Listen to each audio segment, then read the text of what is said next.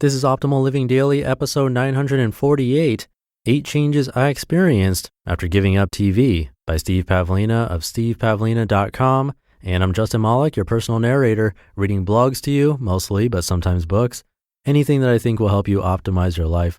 Today's post being from Steve Pavlina, but before we get to the post, thank you to Babbel for their support. I wish I had Babbel when I was learning Spanish in school because I did 4 years of it, but still didn't feel fluent after. Babbel's lessons are designed to get you speaking confidently in your new language and actually remember what you learn. And you can try Babbel for free. Go to babbel.com or download the app and try it for free. That's Babbel, Babbel.com, or download the app to try it for free at babbel.com. So let's get right to it as we optimize your life.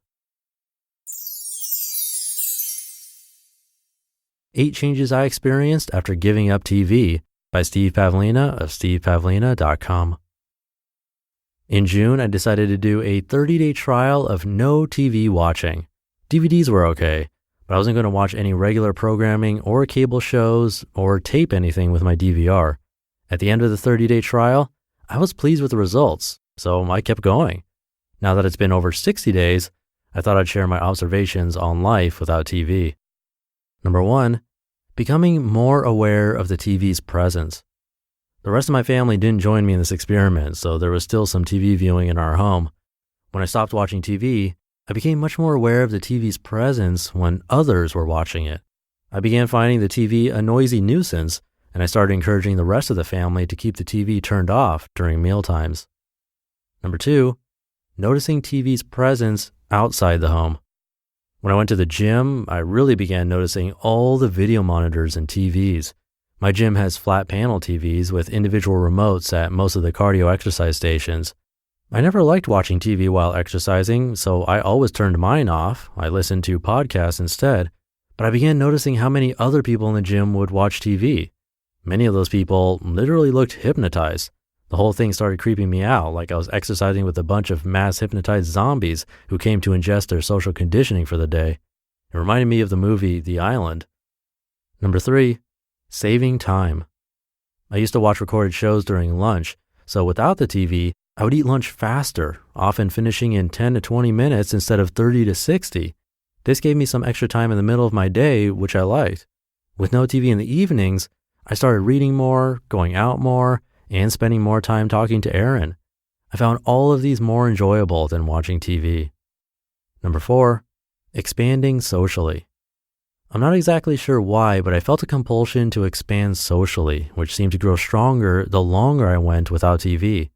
I just wanted to spend more time with real people, especially face-to-face. I started talking on the phone more, going to more social outings, and accepting more dinner and lunch invitations.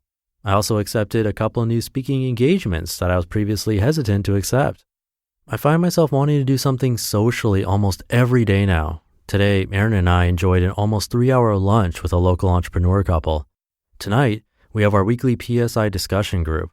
Tomorrow morning, I'm playing disc golf with a friend.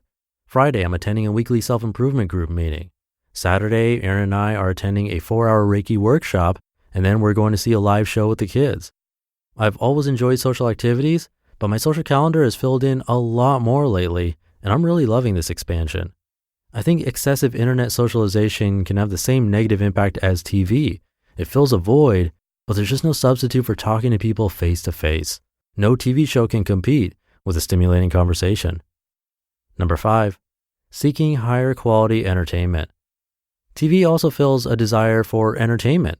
With the TV turned off, I finally woke up to the thought, wait a minute here. I'm living in Las Vegas and I've only seen a fraction of the shows here. So I said to Aaron, let's go see some shows on the Strip. Over the next few months, we plan to see a lot more of the wonderful shows in town. I'm especially looking forward to seeing Cirque du Soleil's O. When I compare a live Vegas show to watching TV, TV just can't compete. Number 6, feeling more ambitious. Over the past couple months, I've been feeling a lot more ambitious about growing my business and especially reaching out to help more people. I accepted a few more speaking engagements, and I'm open to accepting more. Recently, I've been talking to publishers about possible book deals and other companies about various partnering opportunities. I'm also planning to start offering public workshops. These ideas were always part of my original plan, but now they're really starting to come together. Number 7, spending less time on the computer. Giving up TV made me question how much time I spend in front of my PC. I've been cutting back on my online activities and tackling more offline projects, such as finally upgrading my pathetic office furniture. And as previously mentioned, I'm going out a lot more. Spending a whole day at my desk just doesn't feel as comfortable anymore. I have a much stronger urge to go outside, or at least to get away from my desk. Number 8, not missing TV. I found this a surprisingly easy habit to break. I just went cold turkey instead of gradually weaning myself, and I perceived no withdrawal symptoms. You might think giving up TV means sacrifice, but in my experience, it's just the opposite. Watching TV means sacrificing social outings, better forms of entertainment, and of course, time. I'm really glad to have made this change. In terms of results, it's right up there with becoming an early riser. You just listened to the post titled 8 Changes I Experienced After Giving Up TV by Steve Pavlina of stevepavlina.com. This reminds me of a funny assignment I got in college. I'll tell you about that in a sec, but first, thank you again to Babbel for their support. You can learn Spanish, French, Italian, German, Russian, Swedish, and more. And using Babbel, you can be speaking your new language within weeks. I wish I had it in high school. I actually took some Spanish starting in elementary school, then 4 years in high school, even a little in college, but I've forgotten most of it. Babbel's lessons are designed to get you speaking confidently in your new language, and here's the key: actually remember what you learn through interactive dialogues and more. It's really easy to get started. I'm currently trying it, and you can try Babbel for free. Go to babbel.com or download the app and try it for free. That's Babbel, BABBEL.com. Or again, download the app to try it for free at babbel.com. So speaking of school and college, my favorite professor gave us an assignment to watch TV for 10 minutes, now get this, with the TV off. Obviously, all of the students were like, what the heck? But it's actually enlightening. Such a strange experience. We're essentially doing the same thing when we watch a TV program, taking away the fact that we're consuming content. We're just staring at a box. At least with podcasting, you can walk or drive or exercise, whatever, while you're taking in that content. TV, though, it's more rare for us to be doing those things at the same time. We're just sitting, staring at a box. It's actually really difficult to do it for 10 minutes without feeling super awkward. And if you do this experiment and someone walks in and catches you watching the TV with it off, I'm sure they'll be very confused. But you can simply say, I'm watching the TV. See how that goes for you.